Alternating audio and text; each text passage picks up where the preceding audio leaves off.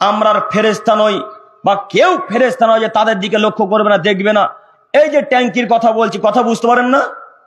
এই তো ট্যাঙ্কি, এই ট্যাঙ্কির কথাই বলছি। এই ট্যাঙ্কির কাছে কত নারীগণ এখন উলঙ্গ হয়ে গোসল করছে। ওটা কি আমার মেয়ে? মুরব্বী সাহেব, আপনার দৃষ্টি আকর্ষণ করছি আমি, সম্মানিত দিনী ভাই, আপনার দৃষ্টি আকর্ষণ করছি আমি। ওটা আপনার স্ত্রী, আমার স্ত্রী নয়। আমি সন্তোষপুর জঙ্গিপুর থেকে আমার স্ত্রীকে এখানে গোসল করতে নিয়ে আসেনি। কাপুরুষ আপনার স্ত্রী, ওটা ওটা আপনার স্ত্রী, আপনাদের বাড়ির কন্যা, আপনাদের বাড়ির পুত্রবধূ, আপনাদের বাড়ির কোন এক দাদার স্ত্রী, অর্থাৎ আপনার ভাবি। বলতে পারলেন আপনার স্ত্রীকে যে শোনো রহিমা, এখানে এভাবে গোসল করা যাবে না, তুমি বাড়ির ভেতরে গোসল করো? বললেন না কেন? কেন বললেন না? কেন বললেন না? বলতে কেন পারলেন না? মুসলিম পরিবারে জন্মগ্রহণ করার পর পর্দা সম্পর্কে জাতিকে বলতে পারেন না? এর থেকে দুঃখের বিষয় কি হতে পারে? মুসলিম পরিবারে জন্মগ্রহণ করার পর পর্দা সম্পর্কে জাতিকে বলতে পারেন না, এর থেকে দুঃখের বিষয় কি হতে পারে? কন্যা আপনার ঠেকাতে হবে আপনাকেই, কন্যা আপনার বাধা দিতে হবে আপনাকেই, মেয়ে আপনার গোসল করছে বাধা দিতে হবে আপনাকেই, স্ত্রী আপনার বাধা দিতে হবে আপনাকেই। আপনি কা পুরুষ তাই বাধা দিতে পারেন না, আপনি কা পুরুষ তাই বাধা দিতে পারেন না, আপনি কা পুরুষ তাই বাধা দিতে পারেন না। এই পুরুষত্ব রেখে না রেখে নদীতে ডুবে যাও অনেক ভালো, এই পুরুষত্ব মালদাতে না রেখে নদীতে ডুবে যাও অনেক ভালো। আপনি বেহায়া, আপনি কা পুরুষ, কন্যা আপনার উলঙ্গ হয়ে গোসল করে, ও ফিরি নাকি জাতির জন্য? কি মনে করেন আপনি? এখন হাজার হাজার লোক দেখছে, এই যে টোটোওয়ালা, এই যে ট্রাকওয়ালারা যাচ্ছে, এই ট্রাকওয়ালারা দেখতে পায় না? কত লরিওয়ালা যাচ্ছে রাস্তা দিয়ে, ওরা দেখতে পায় না? আপনার খারাপ লাগে না? আপনার লজ্জা হয় না? আপনার ইতস্তবোধ হয় না? আল্লাহ বলছে আমি তোমার জন্য সৃষ্টি করলাম, তোমার পাড়া প্রতিবেশীর জন্য নয়। আল্লাহ বলছেন গো, আল্লাহ মোহাম্মদ সাল্লাল্লাহু আলাইহি সাল্লাম নয়। আল্লাহ বলছেন কোরআন মাজিদের আয়াত, আব্দুল করিম ভাই দেখাতে পারবেন তো? জি, দেখানোর জন্য দেখাতে পারবো, সেই জন্য এত কঠোর কঠিন ভাবে বলা। বুঝেননি আপনি? কোন না আপনার, আপনাকে দেখা বাধা দিতে হবে? আপনাকে আমি বলতে চাইছি, স্ত্রী যেহেতু আপনার, আল্লাহ আপনার জন্য সৃষ্টি করেছে, আপনার চাচাতো ভাইয়ের জন্য নয়। আপনার স্ত্রীকে আল্লাহ আপনার জন্য সৃষ্টি করেছে, আপনার খালাতো ভাইয়ের জন্য নয়। আপনার স্ত্রীকে আল্লাহ আপনার জন্য সৃষ্টি করেছে, এই পাড়া প্রতিবেশী, টোটো চালক, ট্রাক চালক, ট্রাক্টর চালক, কোন মানুষের জন্য সৃষ্টি করেনি। স্ত্রী যেহেতু আপনার, তাই। শুনুন, এখানে একটা আপনাকে কথা বলি, দেখি আপনার খারাপ লাগে কিনা। মানবতা যদি এতটুকু থাকে তাহলে হয়তো কাল থেকে নয়, আজকে জোহরের পর থেকে আসর হওয়ার পূর্বে পূর্বে পর্দা করা জরুরি। একটু আমার দিকে দেখেন, দেখি খারাপ লাগে কিনা, বুঝতে পারেন কিনা। সম্মানিত তিনি ভাই, সম্মানিত মুরব্বী সাহেব, একটু আমার দিকে তাকান। আপনি আর মুখ নিচের দিকে রাখেন না, আমি আপনার ছেলের মতো আপনাকে বলছি। দেখুন, আপনি স্ত্রী বিবাহ করে নিয়ে এসেছেন রথবাড়ি মালদা থেকে বা কোনো জায়গা থেকে, মনে করেন শামসি থেকে বিবাহ করেছেন। শামসি থেকে বিবাহ করে এই মালদা, কি গ্রামটার নাম বললাম? সাতঘরিয়া, জাযাকাল্লাহু খায়রান।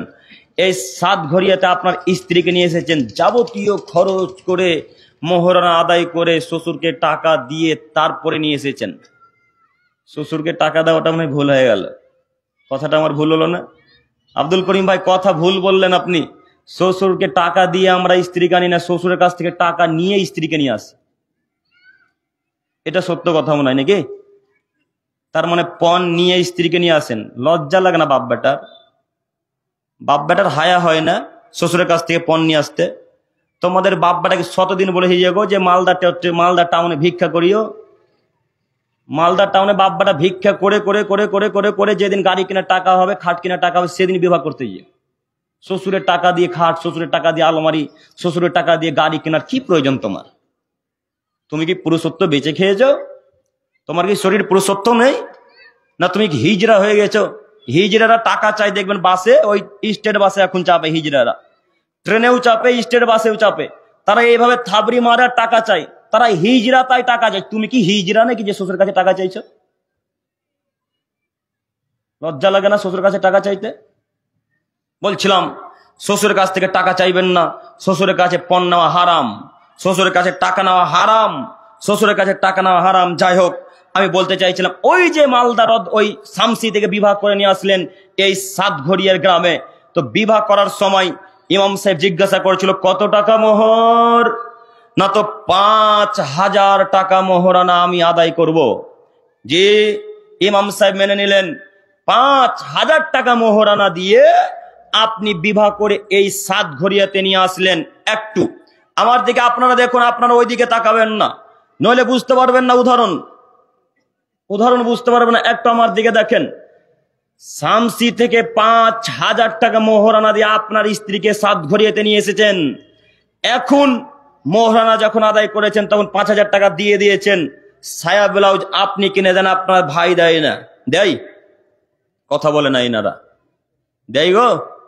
সায়া ব্লাউজ আপনি কিনে দেন, আপনার খালাতো ভাই দেয় না? দেয় কি? সায়া ব্লাউজ আপনি কিনে দেন, আপনার চাচাতো ভাই দেয় না? দেয়? খাদ্য চাল ডাল শাকসবজি আপনি কিনে দেন, আপনার খালাতো ভাই দেয় না?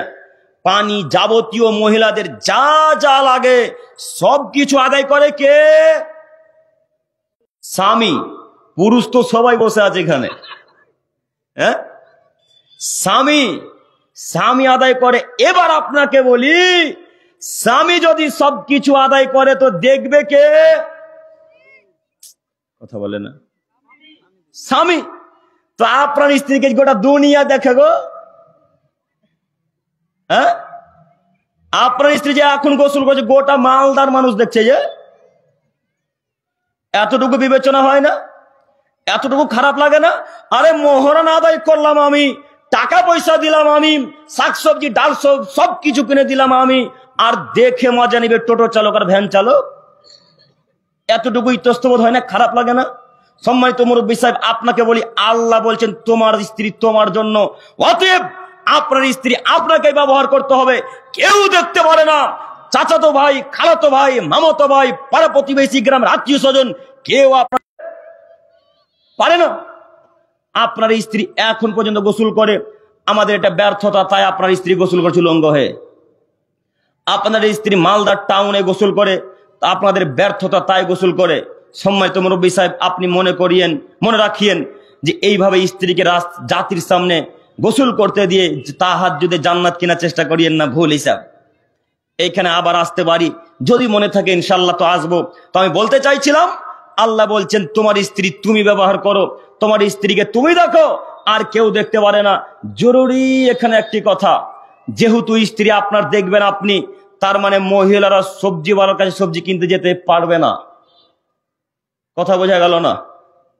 আজকে সাত ঘড়িয়ায় যখন সবজিওয়ালা সবজি বিক্রি করতে এসেছিল, আল্লাহর কসম করে বলেন তো দেখি, সবজি কে কিনতে গেছিল?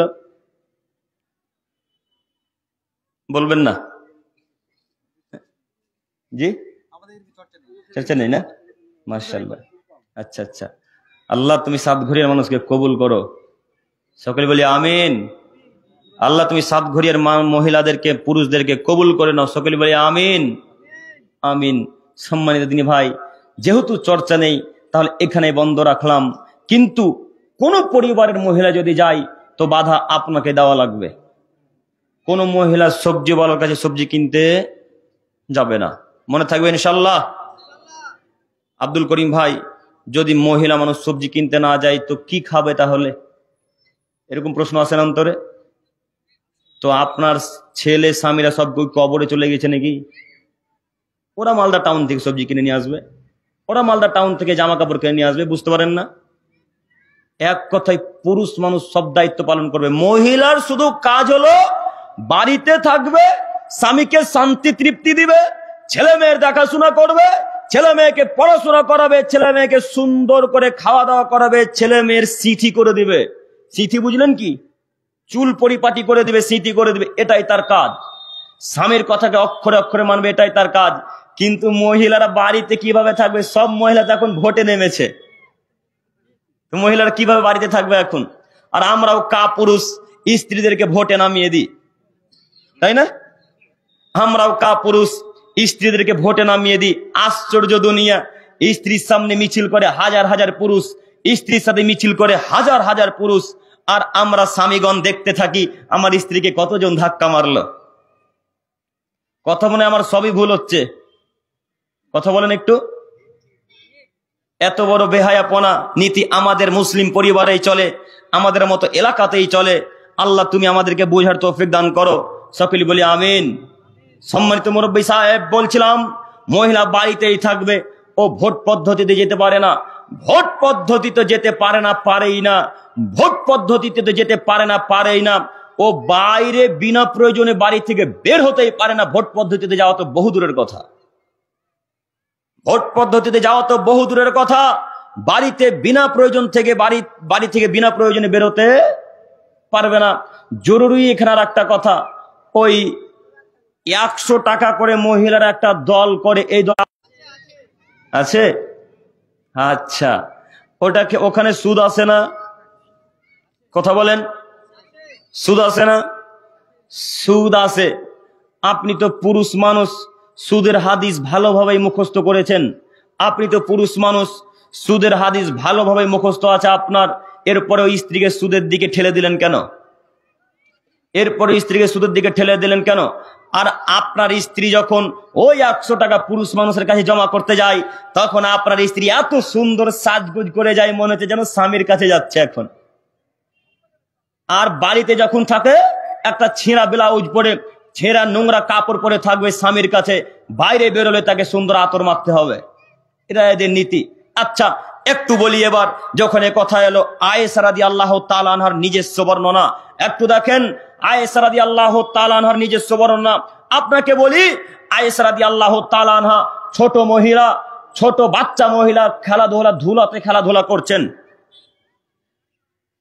আয়েশা রাদিয়াল্লাহু তাআলা আনহা বাচ্চা মহিলা, ধুলাতে খেলাধুলা করছে। তো আয়েশা রাদিয়াল্লাহু তাআলা আনহার বান্ধবী বা দিদি আসমা রাদিয়াল্লাহু তাআলা আনহা আয়েশাকে ডেকে নিয়ে আসলেন। আয়েশাকে ডেকে নিয়ে এসে ধুলাবালি এইভাবে পরিষ্কার করে দিয়ে তাকে এখন সুন্দর করে সাজগুজ করাচ্ছেন। আচ্ছা, একটু বলেন তো দেখি, আয়েশা রাদিয়াল্লাহু তাআলা আনহাকে কেন সাজগুজ করানো হচ্ছে? জি জি, জাযাকাল্লাহু খায়রান। তার মানে আপনারা বুঝতে পারছেন, এখন আয়েশা রাদিয়াল্লাহু তাআলা আনহাকে সাজানো হচ্ছে বাসুর ঘরের জন্য, তাকে আল্লাহর নবীর নিকটে পাঠানো হবে। তাই আয়েশা রাদিয়াল্লাহু তাআলা আনহাকে সুন্দর করে সাজানো হলো, মুহাম্মদ সাল্লাল্লাহু আলাইহি সাল্লামের কাছে পাঠানো হবে। তাই কেন? তাদের দুইজনের বিবাহ হয়েছে, এখন তাদের দুইজনের বাসুর রাত। তাই আয়েশা রাদিয়াল্লাহু তাআলা আনহাকে সাজানো হলো। আপনার স্ত্রী বন্ধনে টাকা দিতে যাচ্ছে, আপনার স্ত্রী ওই মাসিক 100 টাকা করে দিতে যাচ্ছে, তখন একেবারে সাজগুজ করে ফেস ওয়াশ পাউডার মেখে আতর সেন্ট মেখে আপনার স্ত্রী ওই পুরুষ মানুষের কাছে গেল। ওটার স্বামী নাকি? হ্যাঁ, ওটার স্বামী নাকি? যদি স্বামী না হয় তো মহিলাটা এত সুন্দর করে সাজগুজ করে গেল কেন? আপনি আপনার স্ত্রীকে বন্ধনে টাকা নিতে গিয়ে 2টা পাপ করেছেন। আপনি আপনার স্ত্রীকে 2টা পাপে লিপ্ত করেছেন। এক, সুদের মতো জঘন্যতম অপরাধে লিপ্ত করেছেন। সুদের মতো জঘন্যতম অপরাধে লিপ্ত করেছেন। 2, আপনি আপনার স্ত্রীকে বেপরদা করে ওই পুরুষের কাছে পাঠিয়েছেন। তাই 2য় পাপ করেছেন। একটা পাপে 2 রকম পাপ হয়, একটা পাপে 2 রকম পাপ হয়। বন্ধন নিয়েছেন, আপনি স্ত্রীকে বন্ধন দিতে পাঠিয়েছেন। বন্ধন নেওয়া হালাল নাকি? জি, হারাম। ওই যে আপনাদের একটা হুজুর বলছে সুদের টাকা একেবারে হালাল, ব্যাংকের টাকা। দিনে ভাই আপনারা শোনেননি বক্তব্য? শুনেছেন না? হুজুরকে এইভাবে একটা চিট ধরিয়ে দেওয়া হয়েছে, কাগজ ধরিয়ে দেওয়া হয়েছে। ওই কাগজে লেখা আছে ব্যাংকে যে মাসিক টাকাগুলো ইন্টারেস্ট বাড়ে, এই টাকাগুলো কি হালাল? হুজুর নির্দ্বিধায় বলছে একেবারে হালাল। বলেন এখন কি হবে? সুদের টাকা হারাম, ব্যাংকের সুদের টাকাও হারাম, বন্ধন নেওয়াও হারাম, বন্ধন দেওয়াও হারাম। সম্মানিত দিনী ভাই, সম্মানিত মুরব্বী সাহেব, আপনাকে আমি অনুরোধ করে বলি, মহিলাকে ওই জায়গাতে পাঠাবেন না। বন্ধন নিয়ে পাপ করেছেন আপনি, বুঝতে পারেননি, আজকে ভিক্ষা চান আল্লাহর কাছে। বন্ধন নিয়ে পাপ করেছেন আপনি, বুঝতে পারেননি, আজকে আল্লাহর কাছে ভিক্ষা চান। আল্লাহকে বলেন, আল্লাহ তুমি বড় দয়াবান, তুমি বড় ক্ষমাবান, তুমি বড় রহমান। আল্লাহ জিন্দেগি তার বন্ধন নিব না, জিন্দেগি তার বন্ধন নিব না। আল্লাহ তুমি আমাকে ক্ষমা করো। আল্লাহ তোমার কাছে ভিক্ষা চাই, মাবুদ তুমি আমাকে ক্ষমা করো। এইভাবে ভিক্ষা চাই, আল্লাহর কাছে ভিক্ষা চান, তওবা করেন। আর স্ত্রীকে ওদের কাছে পাঠাবেন না, মহিলাদেরকে ওদের নিকটে পাঠাবেন না। আজকে থেকে মহিলাদেরকে কোনো পুরুষের নিকটে পাঠাবো না, ইনশাআল্লাহ, ইনশাআল্লাহ। আল্লাহ তুমি কবুল করো আমাদের দিনী ভাই ও বোনদেরকে, সকলে বলি আমিন। সম্মানিত মুরব্বী সাহেব, এর পরের আয়াত মহান আল্লাহ তাআলা বলেন, ওয়াইদা সালতুমুহুন্না মাতান ফাসালুহুন্না মিন ওরাই হিজাব যালিকুম আতহারু লিকুলুবিকুম ওয়া কুলুবিহিন্না। এই পৃথিবীর মানুষ তোমরা শোনো, তোমরা যখন পুরুষের কাছ থেকে কিছু নিবে, পৃথিবীর মহিলাগণ তোমরা যখন পুরুষের কাছ থেকে কিছু নিবে, পৃথিবীর পুরুষগণ তোমরা যখন কোন নারীর কাছ থেকে কিছু নিবে তখন পর্দার আড়াল থেকে নিবে। আদেশ কার? আল্লাহর।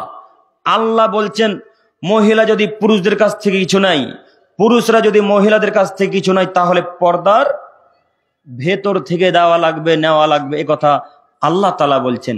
যদি পর্দার ভেতর থেকে পুরুষ মহিলা নেয় তাহলে কি হবে?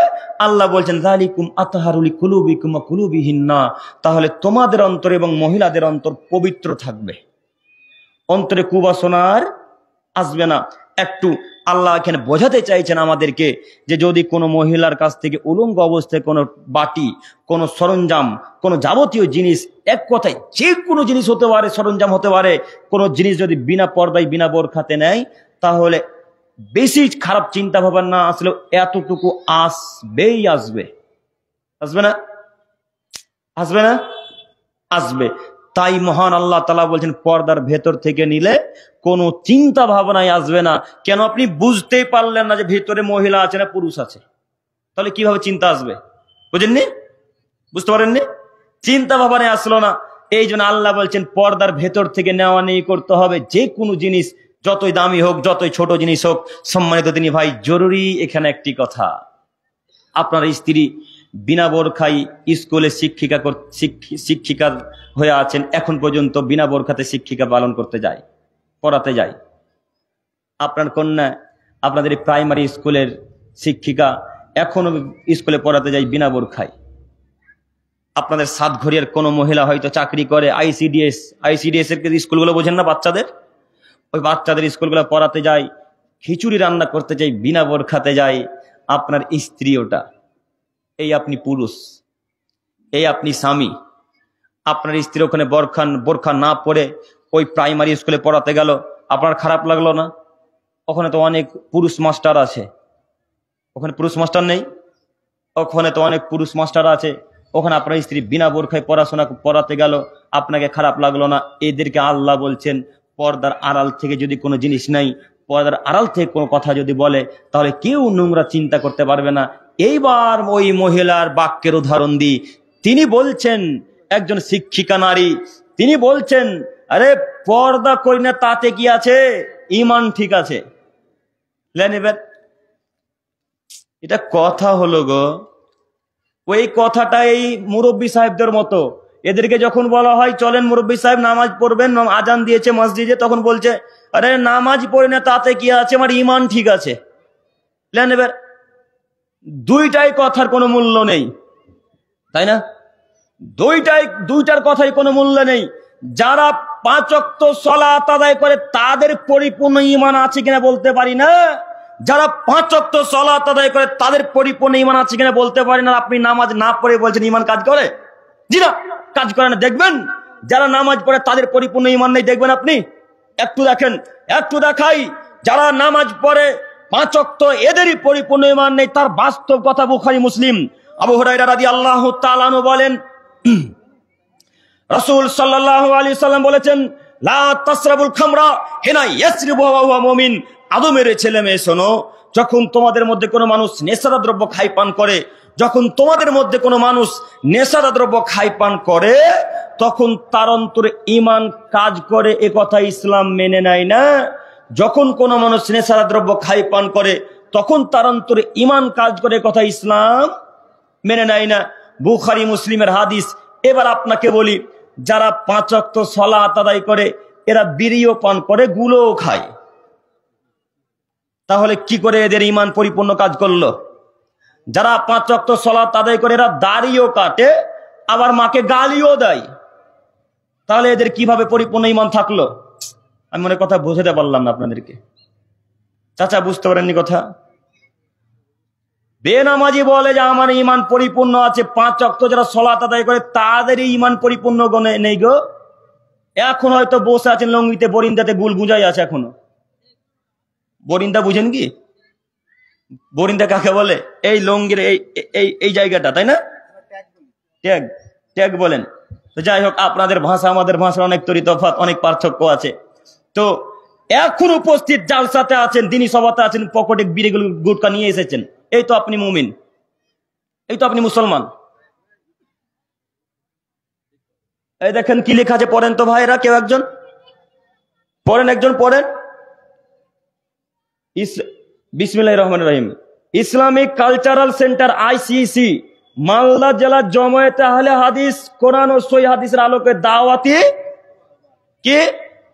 দাওয়াতি সভা। ও মুরব্বী সাহেব, এটা কালী পূজার মেলা নয়, এটা দুর্গা পূজার মেলা নয়, এটা খ্রিস্টানদের মেলা নয়, এটা খ্রিস্টমাস ডে নয়, এটা 31st নাইট ডে রাত্রি নয়, এটা হ্যাপি জানুয়ারি হ্যাপি নিউ ইয়ারের দিন নয়। আপনি বেহায়া কাপুরুষ, তাই আপনার পকেটে এখনো বিড়ির গুল আছে। দাওয়াতি সভাতে, দিনী সভাতে বিড়ি থাকতে পারে কিভাবে? মুসলমানের বাচ্চা, মুসলমানের পকেটে এই জিনিস থাকতে পারে না।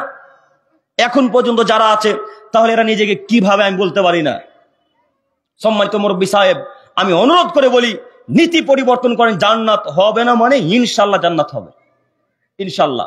বলছিলাম, যারা পর্দা করে না তাদের ঈমান কাজ করে না, যারা সালাত আদায় করে না তাদের ঈমান কাজ করে না, যারা 5 ওয়াক্ত সালাত আদায় করে না তাদের ঈমান পরিপূর্ণ কাজ করে না, যারা পর্দা না করে চলাচল করে তাদের অন্তরে ঈমান নেই, একথাই চূড়ান্ত।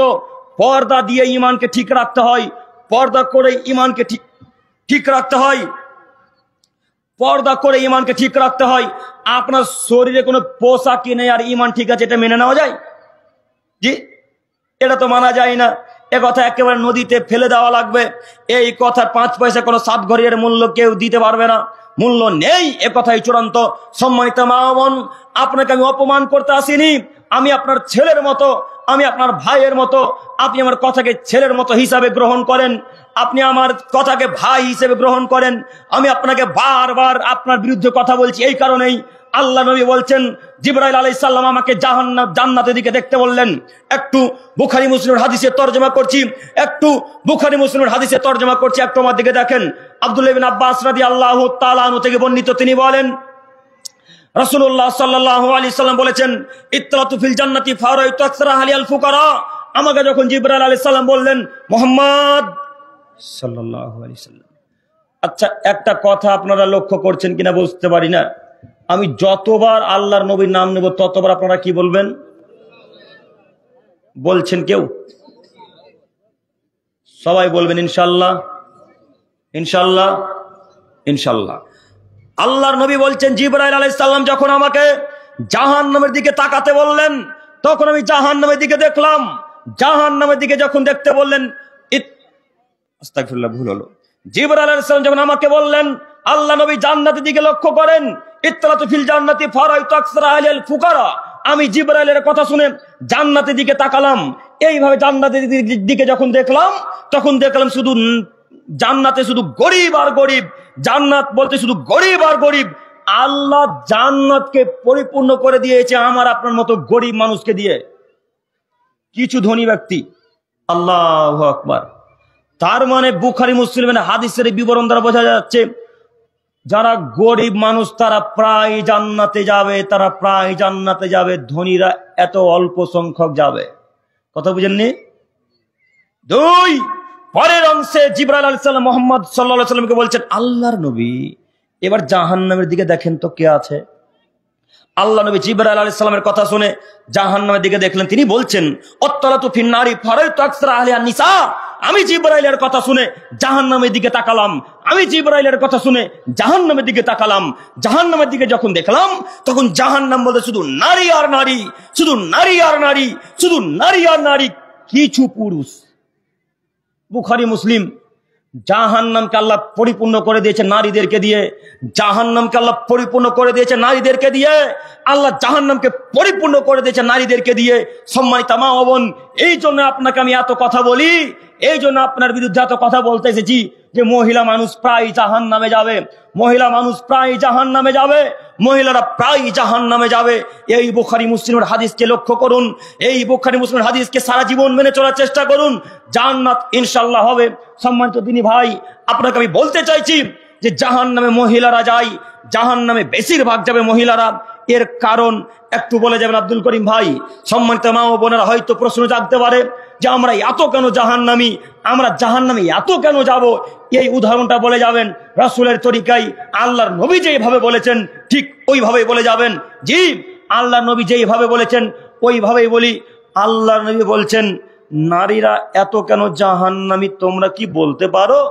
ও সাহাবায়ে কেরামগণ, তখন সাহাবায়ে কেরামগণ বলছেন, জি না আল্লাহর নবী, আপনি এবং আল্লাহ তাআলাই ভালো জানেন, আপনি বলেন মহিলারা এত কেন জাহান্নামী। তখন মুহাম্মদ সাল্লাল্লাহু আলাইহি সাল্লাম বললেন যে মহিলাদের জাহান্নামে যাওয়ার সবথেকে বড় কারণ হলো স্বামীর কথাকে অমান্য করে চলা। আল্লাহ নবী আর কেন? মহিলাদের জাহান্নামে যাওয়ার দ্বিতীয় বড় কারণ হলো স্বামীর শুকরিয়া আদায় না করা। মহিলাদের জাহান্নামে যাওয়ার তৃতীয় বড় কারণ হলো পর্দা না করে চলাচল করা। তিনটা কথা মনে থাকবে না ইনশাল্লাহ। প্রথম কথা কি বললাম? স্বামীর কথাকে অমান্য করে চলা। 2, স্বামীর শুকরিয়া আদায় না করা। 3, পর্দা না করে চলাচল করা, যেটা বিষয় এখন আমাদের চলছে। তো যাই হোক, এই তৃতীয় বাক্যে আবার আসছি, দ্বিতীয় বাক্যের কথা বলি। মহিলারা স্বামীদের শুকরিয়া আদায় করতে পারে না, মহিলারা স্বামীদের শুকরিয়া আদায় করতে জানে না, মহিলারা স্বামীদের শুকরিয়া আদায় করতে পারে না। তার বাস্তব উদাহরণ দিয়ে আপনাকে বলি।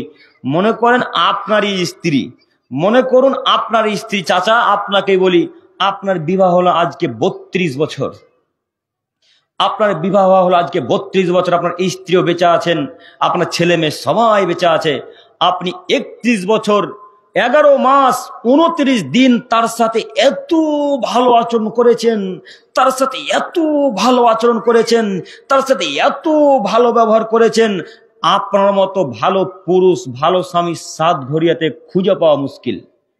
এত ভালো আচরণ করেছেন, একদিন ভুল করে খারাপ ব্যবহার হয়ে গেছে, একদিন, দুই দিন নয়, মাত্র একদিন ভুল করে খারাপ আচরণ হয়ে গেছে। যখনই আপনার দ্বারাতে একটু কষ্ট পেয়ে যাবে, তখন বলবে তোমার কাছে 32 বছরের জীবনেতে একদিনও সুখ পেলাম না। এই কারণে তারা এত জাহান্নামে যাবে। কথা বুঝেননি? এই কারণে তারা এত জাহান্নামে যাবে। ও আমার মা ও বোনেরা, আপনাদেরকে বলি, আপনাকে আমি অনুরোধ করে বলতে চাইছি, স্বামীর শুকরিয়া আদায় করুন, স্বামীর শুকরিয়া আদায় করুন, স্বামীর শুকরিয়া আদায় করুন। স্বামীর কথা অক্ষরে অক্ষরে মানা লাগবে। জরুরি আরো একটি কথা, স্বামী আপনাকে যা এনে দিবে তাতেই আলহামদুলিল্লাহ, স্বামী আপনাকে যেটা এনে দিবে তাতে আলহামদুলিল্লাহ। এখন তো শীতকাল চলছে, এখন শীতকাল, এখন এই শীতকালে আপনার স্ত্রীর জন্য আপনি একটা শাল কিনে নিয়ে এসেছেন, শাল, কাশ্মীরি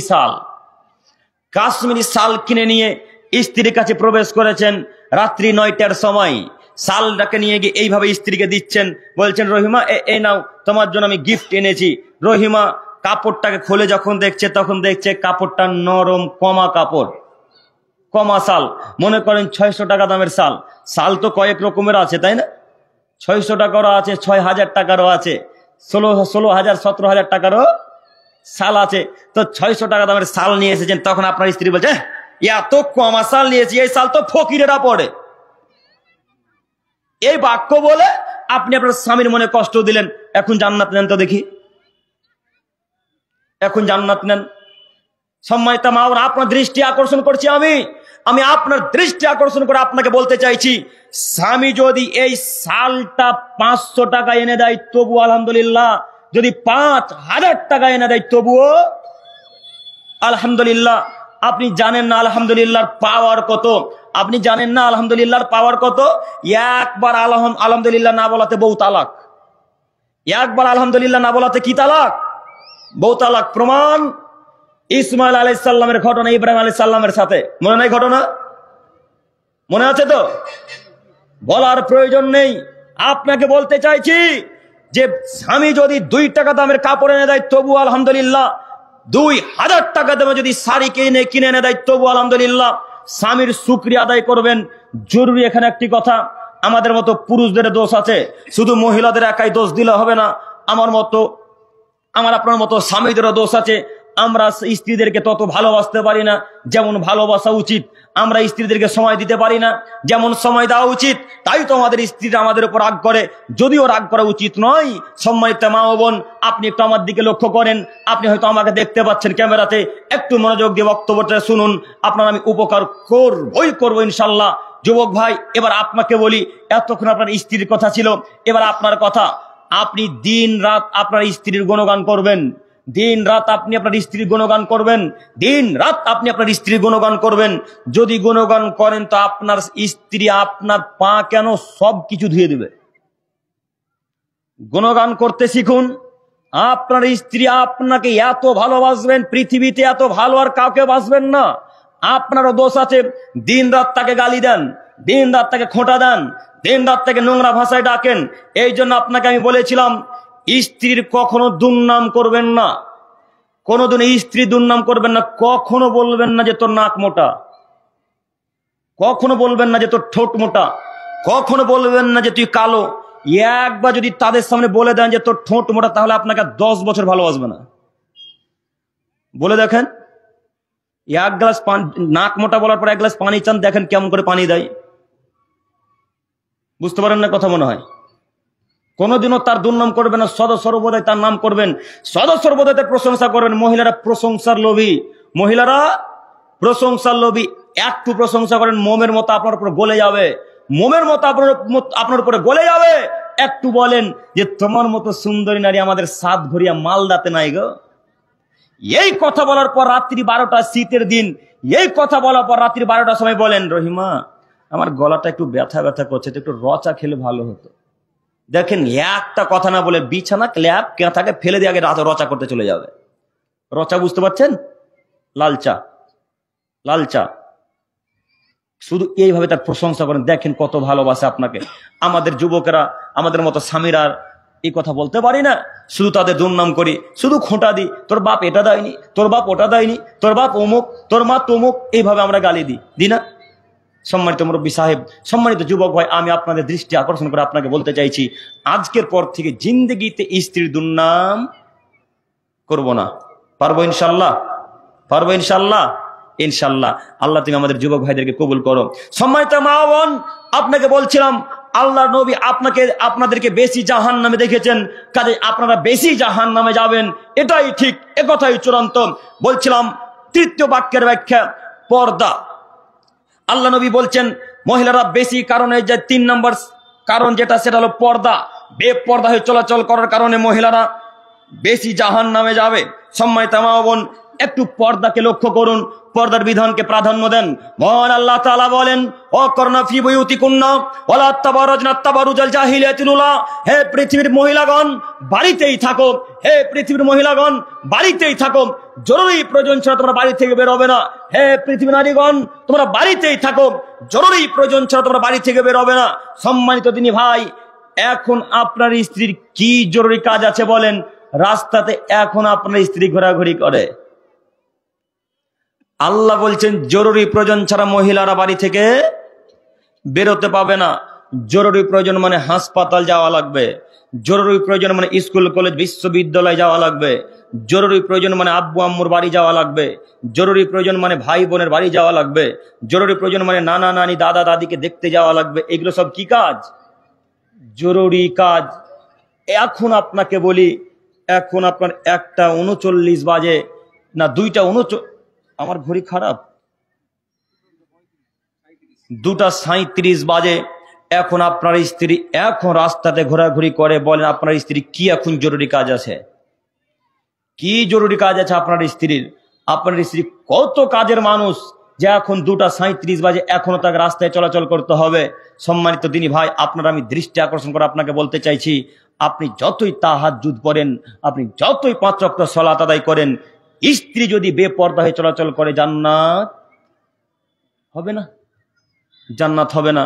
যে কথা বলতে গিয়ে ওখানে থেমে গিয়েছিলাম, ওই কথা এবার আমি ব্যবহার করছি। দেখুন, আল্লাহ নবী বললেন 3 শ্রেণীর মানুষের উপর জান্নাত হারাম। আল্লাহ দিবে জান্নাতের আলাদা বিষয়, তবে রাসূল সাল্লাল্লাহু আলাইহি সাল্লাম যা বলেছেন সেটা আপনাদেরকে বলতে এসেছি। একটু আমার দিকে তাকান। তিনি বলছেন 3 শ্রেণীর মানুষ জান্নাতে যাবে না।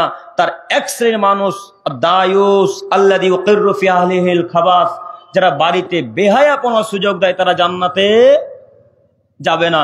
এবার আপনাকে বলি, আপনি 5 ওয়াক্ত সালাত আদায় করেন, স্ত্রী টিউবওয়েল উলঙ্গ হয়ে গোসল করে, এরা দায়ুস। আপনি 5 ওয়াক্ত সালাত আদায় করেন, আপনার কন্যা বাইরে থালা মাজে, আপনি দায়ুস। আপনি তাহাজ্জুদের নামাজ পড়েন, আপনার স্ত্রী নদীতে, মহানন্দা নদী মানে আশেপাশে আছে নাকি, আশেপাশে আছে, ওই মহানন্দা নদীতে আপনার স্ত্রী গোসল করে। আরে মানুষ বোকা হয়, কিন্তু এত বোকা হলে হয় না। মানুষ বোকা হয়, কিন্তু এত বোকা হলে হয় না। আব্দুল করিম ভাই কেমন বোকা? আপনার স্ত্রী মহানন্দা নদীতে গোসল করেছে, ওখানে কি শুধু আপনার স্ত্রী আছে আর গ্রামের মানুষ নাই? নাই, কথা বলে না, আছে গ্রামের মানুষ। আর ওই মহানন্দা নদীতে হিন্দু গোসল করে, ওই মহানন্দা নদীতে খ্রিস্টানেরাও করে, ওই মহানন্দা নদীতে সাঁওতালেরাও গোসল করে, ওই মহানন্দা নদীতে এই সাতঘরিয়ার যত যুবক, যত পুরুষ মানুষ আছে সবাই গোসল করে। আপনার স্ত্রীকে সবাই দেখে, আপনার স্ত্রীকে হিন্দুও দেখে, আপনার স্ত্রীকে খ্রিস্টানও দেখে, আপনার স্ত্রীকে নাসারারাও দেখে, আপনার স্ত্রীকে সাঁওতালেরাও দেখে। আপনাকে খারাপ লাগে না? আপনার একটু লজ্জা লাগে না? আপনার একটু হায়া হয় না? আপনার একটু ইতস্তবোধ হয় না? স্ত্রী আমার দেখবো আমি, স্ত্রী আমার আমার বাড়িতেই থাকবে, বাড়িতেই গোসল করবে, মহানন্দা নদীতে গোসল করবে না, মহানন্দা নদীতে যাবে না। মহানন্দা নদী তো বহু দূরের কথা, নদী তো বহু দূরের কথা। বাড়ির পাশে যদি টিউবওয়েল থাকে আর টিউবওয়েলটা যদি ঘেরা না থাকে, ওই টিউবওয়েল আপনার স্ত্রী গোসল করতে পারে না। ওই টিউবওয়েলে আপনার স্ত্রী গোসল করতে পারে না। আপনার স্ত্রী টিউবওয়েলে গোসল করে, কই টিউবওয়েলটা ঘেরে দিতে পারলেন না? টিউবওয়েলটা ঘেরে দিতে পারলেন না কেন? কেন? কেমন পুরুষ আপনি? কেন টিউবওয়েলটা ঘেরে দিতে পারলেন না? আব্দুল করিম ভাই টাকা নেই তাই টিউবওয়েলটা ঘেরতে পারিনি। কে বলেছে টাকা নেই? একজন হাত তুলে বলেন তো, আমার টাকা নেই তাই টিউবওয়েলটা ঘেরতে পারিনি, বাথরুম করতে পারিনি। একজন হাত তোলেন। তুলবেন না?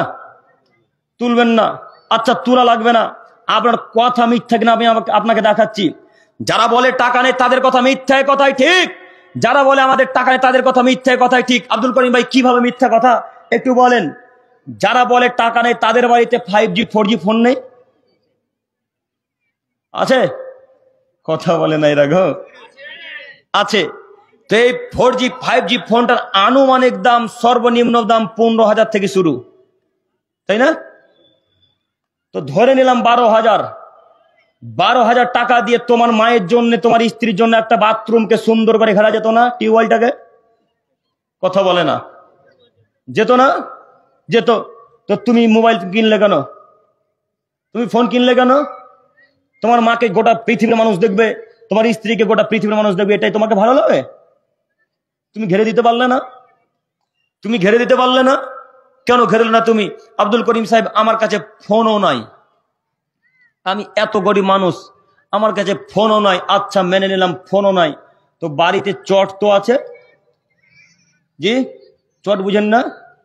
চট তো আছে। চট দিয়ে 4টা কোনাতে খুঁটি পুঁতবেন, এই বাঁশের খুঁটি, বাঁশ পুঁতবেন 4টা কোনাতে, 4টা কোনাতে বাঁশ পুঁতে দড়ি দিয়ে ওই চটগুলোকে বেঁধে দিবেন। এটাও পারবেন না নাকি? আব্দুল করিম সাহেব, চটও নাই বাড়িতে, এখন কি করব? বনে চলে যাবেন, বাগানে চলে গিয়ে খেজুরের ডাল কেটে নিয়ে আসবেন। খেজুরের ডাল, খেজুরের ডাল কাটতে টাকা লাগে না। খেজুরের ডাল চিনেননি?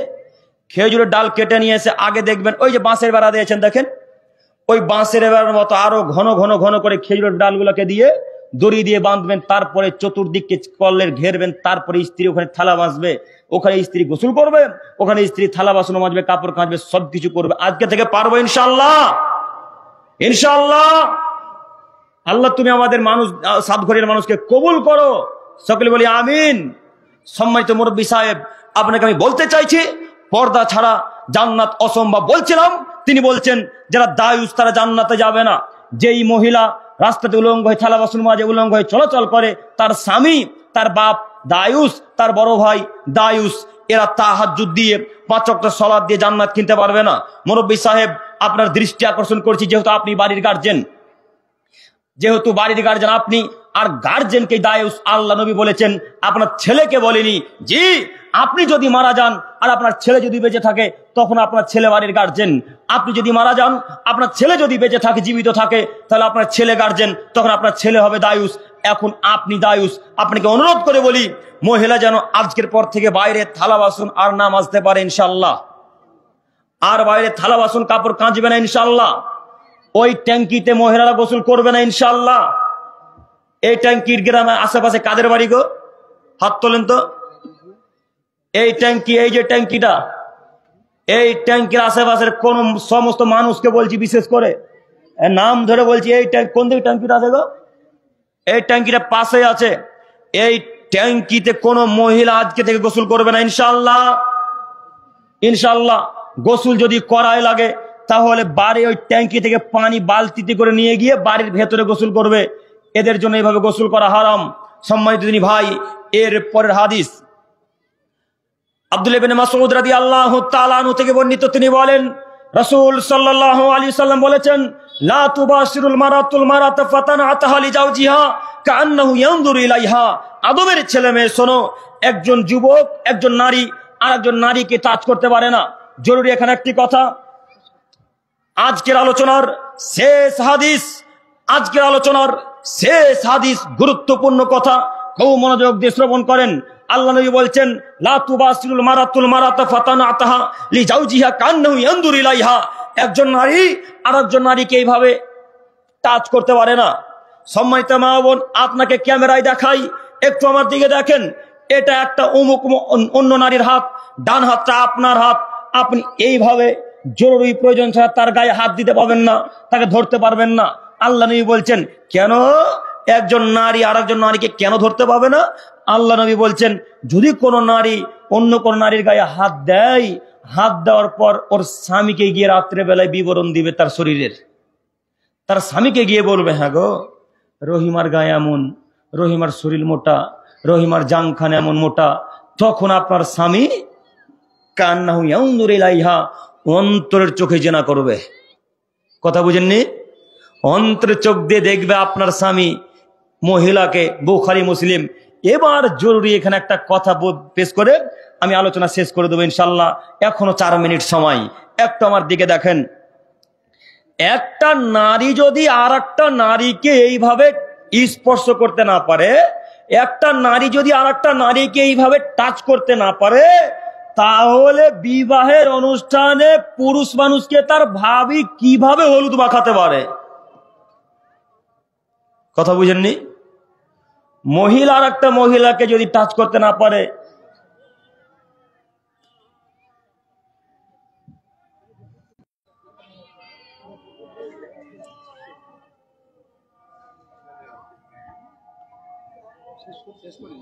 শেষ করে দেবো। সম্মানিত তিনি ভাই, যাই হোক, আজান শুরু হয়ে গেল। আল্লাহ হয়তো হাদিসটা বলতে দিবেন না, এই জন্য এখানে ইতি করছি। তবে বলি যে মহিলারা কোনোদিন আপনার ভাইকে অন্য কোনো বাড়িতে গিয়ে কেউ কাউকে কোনোদিন হলুদ মাখাবে না ইনশাল্লাহ। ইনশাল্লাহ আল্লাহ আমাদেরকে বোঝার তৌফিক দান করুক। সকলে বলি আমিন। পরিশেষে দোয়া করি, হে প্রভু দয়াময়, তুমি আমাদের সকলকে পর্দা সম্পর্কে বোঝার তৌফিক দান করো। সকলে বলি আমিন। এখান থেকে আলোচনা শেষ করি। সুবহানাকা আল্লাহুম্মা ওয়া বিহামদিক, আশহাদু আল্লা ইলাহা ইল্লা আনতা আস্তাগফিরুক ওয়া আতুবু ইলাইক। আসসালামু আলাইকুম।